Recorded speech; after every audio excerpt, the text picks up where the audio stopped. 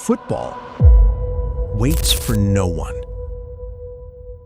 Every 4 years, the world stops. All eyes turn to that golden trophy. Some players carry that weight and make their nation proud.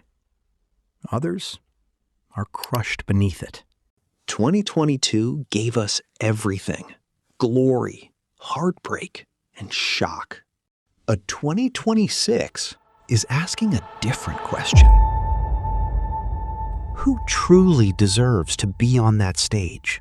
Today, we start with Germany, 2022's squad, 2026's contenders. Who was left behind? Who grew? And who makes our final 11? When we talk about the German national team's goalkeeper, I know there's only one name that comes to mind for all of us: Manuel Neuer.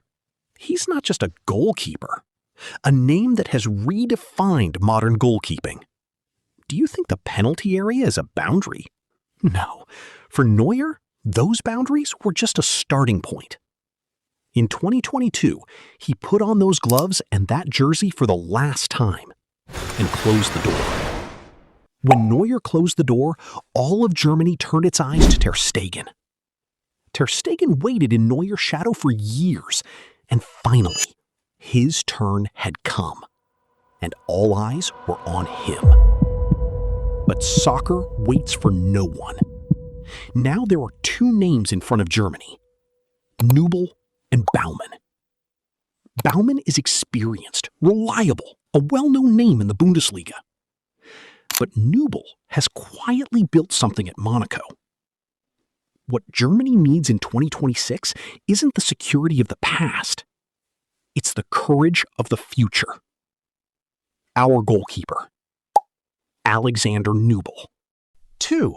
Right back. One of Germany's chronic problems is the lack of a natural and fit right back. In 2022, there really wasn't a natural player for that position either. To be honest, the situation isn't much different this year. But Nagelsmann has an interesting ace up his sleeve: Joshua Kimmich. Yes, I know, you're used to seeing him as a defensive midfielder at Bayern. But when Nagelsmann moves him to right back, something very different emerges on the field. He's not just a classic wingback, he's a playmaker. He takes the ball, positions himself, and organizes his team. He's not just a right back, he's practically an unstoppable German tank. Our choice for right back: Joshua Kimmich. 3. Right center back. In 2022, there was one undisputed name at right center back for Germany: Antonio Rüdiger. A man who guards Real Madrid's goal, goes after every ball, and is a fighter and leader. But as we look toward 2026, the picture's a bit different. Real Madrid is practically in chaos this season. On the field, in the locker room, there's unrest, caught in an endless battle of egos. And Rüdiger has felt the brunt of this chaos: injuries, a dip in form, uncertainty. Due to both his age and the injuries he's endured, the Rüdiger of 2022 is not the same player as the Rüdiger of today. But right at this moment, another German tank is rising: Jonathan Tah. Under Kompany's management at Bayern Munich, we're seeing a very different Tah. Organized, a leader, consistent in every match. He waited in Rüdiger's shadow for years, just like Ter Stegen. But 2026 could be his time. Our choice for right back: Jonathan Tah. 4. Left center back. Perhaps the only name I can confidently say is Nico Schlotterbeck. Statistically, he absolutely shook up the entire Bundesliga this year. This season, he was in the starting 11 for 35 matches with Borussia Dortmund. In these matches, he kept a clean sheet 10 times. He won an average of 6.5 ground duels and an equal amount of aerial duels per game. He maintained a 90% pass accuracy. But what truly sets him apart is his vertical play. He averages 7 accurate long passes per match. In progressive passing statistics, he is positioned as one of the most elite players not only in the Bundesliga, but in all of Europe. He doesn't just defend, he dictates the play. He has maintained a season-long average rating of 7.50 on global statistics platforms like FOTMob and SofaScore. No need to say more. Our choice is Nico Schlotterbeck. 5. Left back.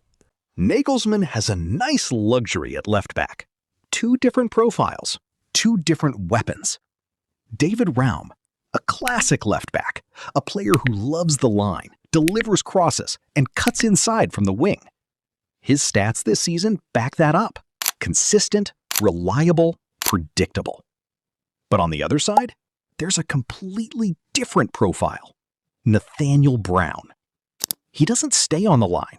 He cuts inside. He enters the penalty area. He looks for goals. Exactly the type of fullback modern football is looking for. As we mentioned earlier, Nagelsmann has a nice luxury at his disposal. He can give both players a chance depending on how the game unfolds. And that's actually a huge advantage. But we have to make a choice. I've always believed that in today's football, a fullback who cuts inside, is a finisher, and is effective in the penalty area is more valuable. That's why our choice for left back, Nathaniel Brown. 6. Defensive midfielder. Yes, now it's time to choose the heart of the team. In this position, 2 names stand out for Germany without a doubt.